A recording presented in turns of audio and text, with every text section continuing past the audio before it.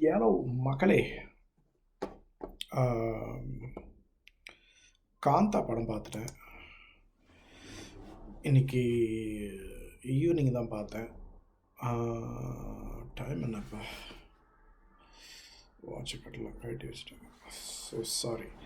Almost 11 மணி ஆகுது night. என்ன கதைன்னா, மெயினாக இது வந்து loosely based on Thyagaraja Bhagavathar's life. இன்டர்வியூலெலாம் பார்த்தேன், அவங்க ஃபிக்ஷனுங்கிற மாதிரி தான் சொல்கிறாங்க. ஆனால் இது completely not not like actual biography மாதிரி இல்லை, லூஸ்லி பேஸ்ட் ஆன். அதான் என்ன கதைன்னா, இந்த ஹீரோக்கும் ஒரு அந்த படத்தோட டைரக்டருக்கும் ஒரு விதமான ஈகோ கிளாஷு. அது அந்த செட்டில், அந்த மூவி செட்டில் வந்து ஒரு மாதிரி ஒரு கோல்டு வாராகவே போகுது. அப்புறம் ஒரு மர்டர் நடந்துடுது.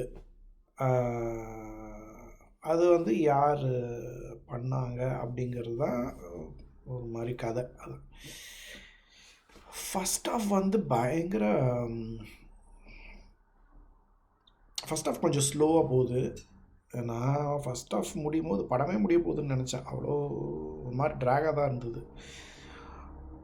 அப்புறம் பார்த்தா இன்டர்மிஷன் அப்படின்னு போட்டாங்க. ஐயோ, இன்னும் பாதிப்படம் இருக்கா அப்படிங்கிற மாதிரி யோசித்தேன் நான். ஆனால் செகண்ட் ஹாஃபில் வந்து அதுக்கு ஏற்ற மாதிரி கொஞ்சம் காம்பன்சேட் ஆகிடுது. நம்ம ராணா தகுபாத்தி வந்தப்புறம் கொஞ்சம் கலகலப்பாகிருக்கு படம். அவர் வர வரைக்கும் கொஞ்சம் ஒரு மாதிரி கொஞ்சம் போரிங்காக ட்ராகாக தான் போகுது. எனக்கு என்னமோ ஒரு விதமான அந்த மெகா சீரியல் பார்க்குற ஃபீலிங் தான் இருந்தது படம் பார்க்கும்போது. ஏன்னா ரொம்ப பட்ஜெட் கம்மியான இது நமக்கு தெரியல. ஃபுல் படம் வந்து அந்த ஒரு வீட்டுக்குள்ளேயே வச்சு முடிச்சிடுறாங்க. அது இது செட்டு மாதிரி சொல்கிறது நினைக்கிறேன். அதுலேயே வச்சு முடிச்சிடுறாங்க. Hardly any scenes outside that அந்த செட்டு. அதுவும் அந்த செட்டு பார்த்திங்கன்னா முக்கால்வாசி ஒரு ரூமு, அப்புறம் ஒரு படிக்கட்டு, ஸ்டேர்ஸு, அது 2 தான். மற்றபடி வேறு எதுவும் இல்லை.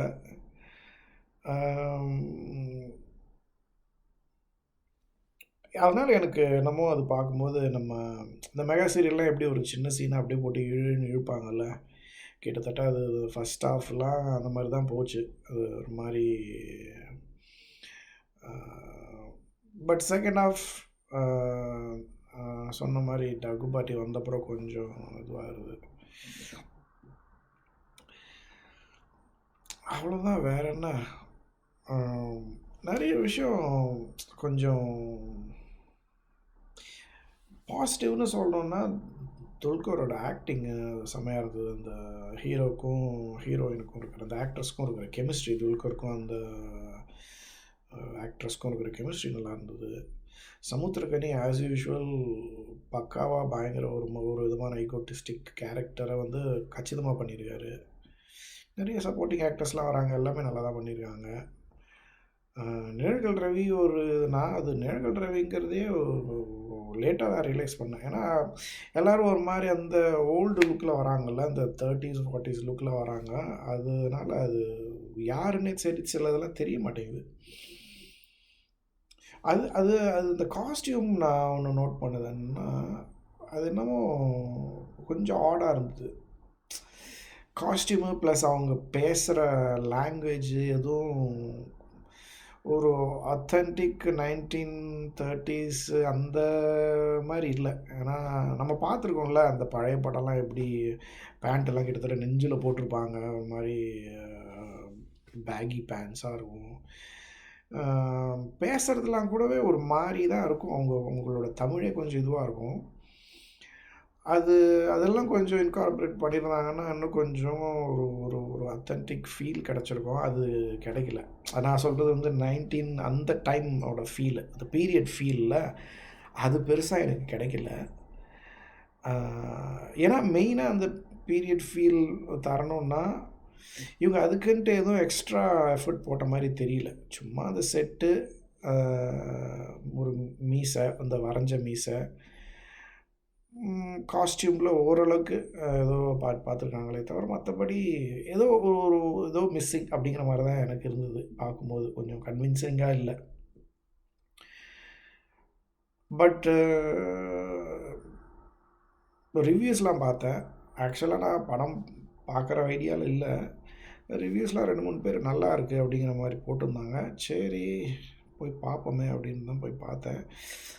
அந்தளவுக்கு எனக்கு பெருசாக பிடிக்கல. மெயினாக ராணா ரகுபதியோட அந்த கேரக்டர், அந்த கேரக்டரே வந்து கொஞ்சம் ஒரு ஃபன்னான கேரக்டரு. அதனால் அவர் வந்தப்புறம் கொஞ்சம் களை கட்டுது படம். நான் ஆக்சுவலாக இது மலையாள படமாக இருக்கும்னு நினச்சேன், துல்கர் நடித்ததுனால. பட் தமிழ் படங்கிறது போய் பார்த்தப்பறம் தான் தெரிஞ்சுது.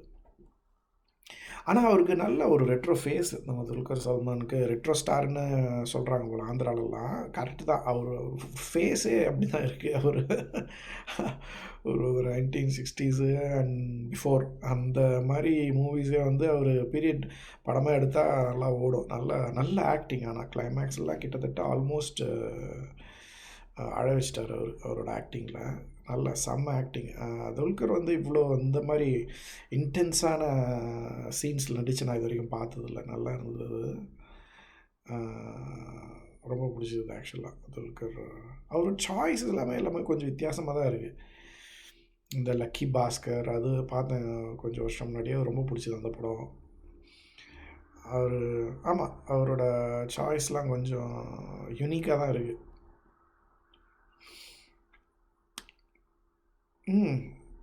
வேற என்ன, அவ்வளோதான்.